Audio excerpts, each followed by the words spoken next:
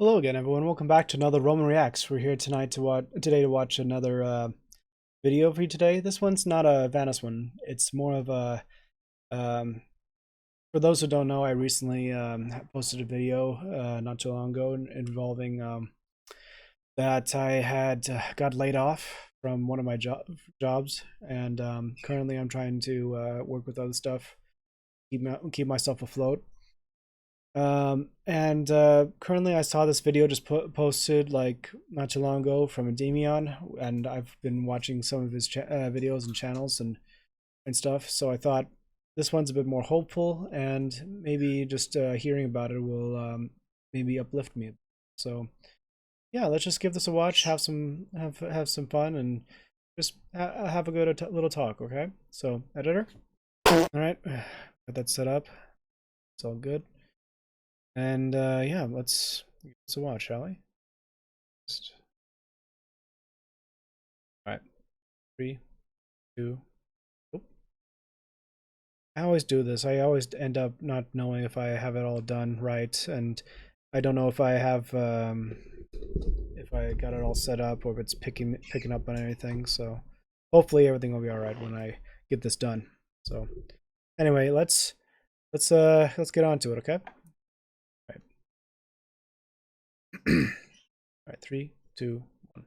What's up, everyone? It's Endymion, and I don't know about you, but the political discourse of today has been tiring me out lately more than usual. It seems like people are more divided than ever before, with echo chambers and ideology pushes becoming the norm over sane, rational thinking. So today I want to talk about how ideologies radicalize people, why it happens, and what we can do to lessen its impact. And most importantly, how buying into these concepts has led to a disconnected world of lonely people who are trapped in their own misery. To start off, I want to talk about how TikTok has unfortunately become a leading factor in the raising of children these days. Everyone knows what TikTok is. It's a cesspool designed to feed endless content to millions of impressionable youth in order to control them. That may sound conspiracy theorist, but the evidence is alarmingly building towards that theory. The overusage of TikTok has led to what some call TikTok brain. Basically, due to how TikTok is designed, it has led to young people having shorter attention spans as well as a massive increase in anxiety and depression as well. TikTok's content is tailor created for every user, and it does this by using the data it gathers from the device you're using. So based on what you search for online, what your political leaning is, what sorts of entertainment you're into, this is all fed into an algorithm by TikTok in order to make you a customized feed. This may all sound very convenient, but that's clearly by design, as TikTok wants you to absorb as much content as humanly possible every day so it can generate revenue. Obviously, places like YouTube are similar, and algorithms are used as well in order to show you what YouTube thinks you want to see. Likely, the algorithm based on what you watch is why you're watching this video to begin with. So the existence of you right now watching this kind of proves that this kind of content moderation clearly works. You may also notice when you're on Twitter, for example, that if you're more left-leaning, you'll see content that opposes what you think. A good example would be someone who's deep into liberal ideology suddenly being shown on their feed something to do with Trump or Republicans. This is what I call rage baiting, and it's designed to make the person seeing that content want to click on it, in which they'll read stuff they disagree with, and in turn it'll cause them to engage with it. And places like Twitter, TikTok, YouTube, and more want you to do this. Because if two people of opposing ideologies fight each other, it'll lead to threads of comments. And you'll notice as you read or engage with this content that ads will randomly spawn in between replies. This is obviously by design. Basically, websites have found a way to monetize outrage, and the more people engage with said content, the more revenue is made. It's designed to keep every side of every opinion out there in a constant never-ending cycle of outrage, with the goal to monetize it and grow it further. The hypocrisy doesn't escape me, as I'm sure people will suggest my content is similar to this. And I can't even deny that yes, a lot of what I talk about is about stuff that outrages people or divides them. But whereas most content is designed for hate farming, I at least try to offer solutions and give a level-headed response, in hopes that bridges can be built instead of burned. Too much content these days is released into the wild without any solutions or nuanced takes. It's simply said for one reason only, which is to enrage you. And while that's fine if you're into that, I try at least to bring people of varying ideologies, gender, and whatever else together, because dividing people will only make us all weaker. Woke ideology at its heart is designed to remove the individual from the healthy support systems around them, and is designed to take independent individuals and turn them into repressed shells that reject the healthy outlets around them. Like with TikTok, there's a massive rise in the rejection of traditionalism. What I mean by this is the huge increase in people who refuse to have children, get married, and instead lead solitary lives where they're usually miserable, tired, confused, or all of the above. The content online that you consume is designed for one thing ultimately in the end, which is to radicalize you. Social media companies and the powers that be have become hell-bent on making people hate each other for years now. A good example of this massive divide would be events like Gamergate. Right away, if you go on Wikipedia and look up Gamergate, it's immediately categorized as a right-wing movement meant to attack women. As soon as you read this alone, it sets up the concept of Gamergate as being politically aligned with one side over the other.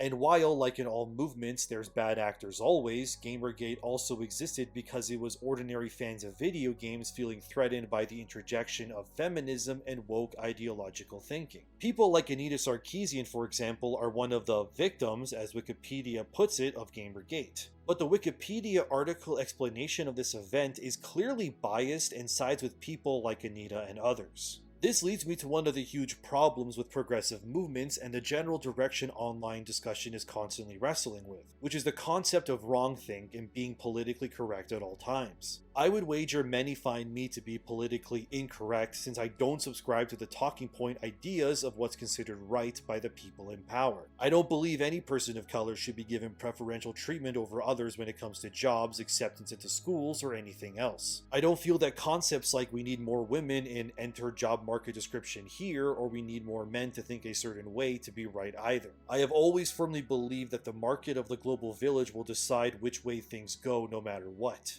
So whether a video game, for example, has a massive feminist slant, I don't think we should celebrate that such a game exists simply because of what it represents. I don't think forced representation is healthy for any medium regardless of context, and I think people at large are tired of being boxed into specific groups because of things they can't control. Ever since events like Gamergate, you've had a massive rise in the amount of lonely men out there today. Men nowadays are as lost as ever, and specialists are constantly trying to find the reason for why this is happening. Why are men so single these days? Why can't they get women interested in them? Is it women's faults or are men to blame? Like I've said in my How Feminism Ruined Everything video, I think the problem is that at large, it's these massive politically charged movements that are to blame. Humans have always been a tribal-like group. Whether we like to admit it, even in junior high, you would have groups of people who would form cliques based on similar interests or popularity. Many people at their core are terrified of the concept of being alone or becoming ostracized from the larger group. The entirety of the pandemic taught me that when people are scared, they'll do anything that's required of them in order to protect themselves. Look at how the people who didn't get the jab were treated by the news and on social media. Within a single year of propaganda, the government successfully indoctrinated and segregated the entire population into groups. Living through that event opened my eyes to just how weak and impressionable the average modern-day person really is. And while many might like to think of themselves in something like Star Wars as a furious Jedi or rebel fighter, the pandemic showed me that when push comes to shove, most people would rather become stormtroopers if it meant they'd be saved. So why am I talking about jabs, Star Wars, and lonely men? The point is that a lot of this nonsense is fueled by corporations in order to divide people in order to keep them separated. Because as long as Group A isn't speaking to Group B or C, then none of these groups will ever accomplish anything of meaning. Men who subscribe to nonsense like the alpha sigma male mindset do it because of their loss of direction. They feel vindicated by women, and instead of improving themselves through going to the gym or pushing themselves to achieve their goals, they'd rather listen to other men tell them their stigmas are valid, which just feeds into that darkness further. On the flip side, women are indoctrinated by media campaigns and academia that teaches women that they are all inherently victims. And it's led to many women hating men, not wanting families, and then blaming things like the patriarchy when they don't even really know what that means in the first place. All of this jumbled, nonsensical garbage is being fueled by media corporations in order to radicalize each and every one of you into distrusting and hating those who think differently than you. The idea of a woke individual listening to the opinion of a conservative might as well as be listed as a felony, because their brains have been so brainwashed by the echo chambers they live in that they reject anything that goes against it. And they do this in order to make sure they don't get kicked out of these groups. Because, like I said, one of the scariest things for people in the modern day is to be separated from their cliques or groups. It doesn't take a genius to look at the world today and see it as being completely altered to even the 2010s in comparison. Of course, for hundreds of years, people of opposing groups disliked one another. But these days, especially with the rise of the internet, things have become hollow and disconnected. It's ironic that we live in such a world that is more connected than it's ever been, yet we're all so distant and alone at the same time. And while we may look at the internet at large as the best thing to ever happen, like with anything, there's always going to be those who use these things for sinister reasons. The internet has allowed these ideologies to run amok at an almost unrestricted level, with the biggest victims being young adults and children. Like I said earlier, TikTok has ruined and will continue to ruin many more people in the future simply because it's free to use, readily available, and convenient. The meteoric rise of people self-diagnosing themselves with conditions is unfortunately something that's happening more often as well. Women especially are prone to these sorts of identity attacks, and the amount of women who think they have OCD or autism has skyrocketed because of social media. It's gotten so bad that young people are romanticizing the idea of having a mental illness. And when the internet is readily available, this leads to newer generations of people who lack many skills or the ability to think for themselves due to how early indoctrination begins. This is why ideologies like the explosion of multiple genders or politics taking root so early are popular. I remember as a kid, I barely knew anything about politics or the world at large, and I thankfully got to live my youth in blissful ignorance and just enjoyed being a kid. These days, kids are changing genders as often as they are their own hair colors. And a lot of what people consume from the news, YouTube, TikTok, and more, it just leads to future generations adopting what I can only describe as a victim mindset. Woke ideology hammers the idea into the brains of children that they are all victims. They are not capable of breaking these systemic barriers and should just instead lash out against anything in order to feel something. Due to woke ideology, the sad reality is that a vast majority of children are going to grow up to be childless, genderless, and have no ownership of anything, or concept of what having a healthy lifestyle even is. But they'll know that somehow it's men's fault for women's problems, and the boys growing up will be taught the opposite, which the corporations will monetize through their algorithms, feeding into more outrage and hate clicks, which will only radicalize even more, creating more echo chambers until the cycle continues forever. So, unlike other videos, I would likely stop here and leave you in a pit of misery in order to radicalize and make you angry. What I should do is offer you no solutions and just walk away knowing I've successfully made you watch this long with no answer in sight. But don't worry, I'm not going to do that. Instead, here's some steps you can do to better yourself. Some of it may sound like common sense, but in a world where common sense is attacked, it sadly isn't all that common anymore. To start, I want you to always question everything you see. I don't mean to be a nihilist and think everything is out to get you, but use your logic and try to break down what's being shown to you. Remember, ultimately, you only have 4 things to give in this world: your time, your money, your energy, and your love. Everything you do will require one or multiples of these things in order to make it happen. Don't waste your time consuming things that just make you angry or sad. Instead, when you see things that look to anger you, pull yourself outside of that situation and look to see what's really going on. Why does the thing you see make you angry? What can you do so it doesn't have such a hold over you as a person? I'll admit, I used to be neck deep in manosphere right-wing jargon, but I have pulled myself out of that mentality years ago, and I gotta admit, I'm better for it. Now what used to be gospel is viewed as a bunch of snake oil salesmen trying to poison me while claiming that they have the cure. The same can be said about feminist propaganda as well too. Sever anything that gives you toxicity in your life, whether it's a place, person, or thoughts. And please go to the gym and better yourself physically, as the stronger your body gets, so too does your mind. The next time you're watching something and the content is made to outrage you, I want you to ask yourself deeply why what you're seeing actually affects you the way it does. Were you conditioned to think that way, or is it a real problem that you can tangibly fix in your own life? If anything I'm saying here sounds stupid or pointless, you might want to take a second and really assess what your purpose in life is to begin with. We're not here to just fight, suffer, and die.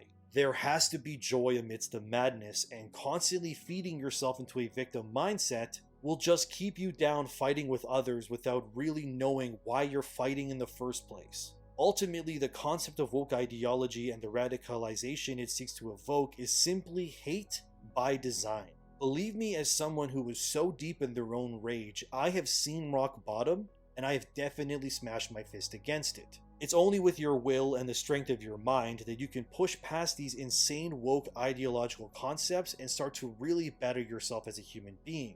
Woke ideology has radicalized many already, but it doesn't mean it needs to stay that way. And if you are at rock bottom, just remember that the only way to go from there is up. Stop listening to the insanity, reject complacency, and remember that even if it might not seem like it, you are truly in control of what you do in this world, and you can change your life for the better. How do I know? Because I'm living proof that following your dreams can be a reality if you work hard enough.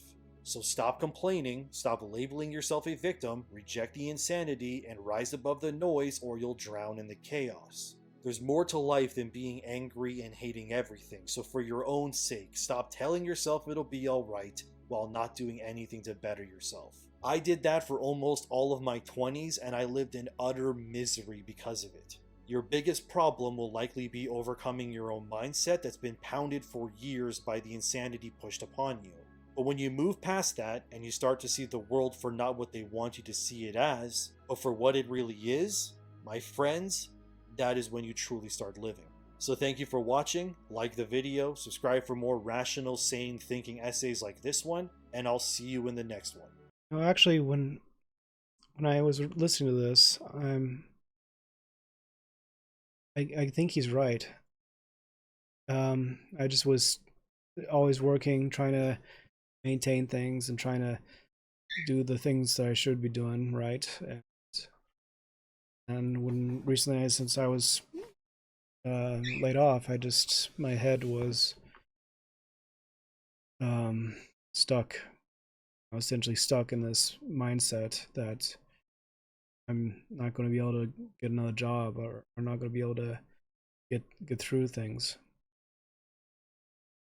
And seeing this,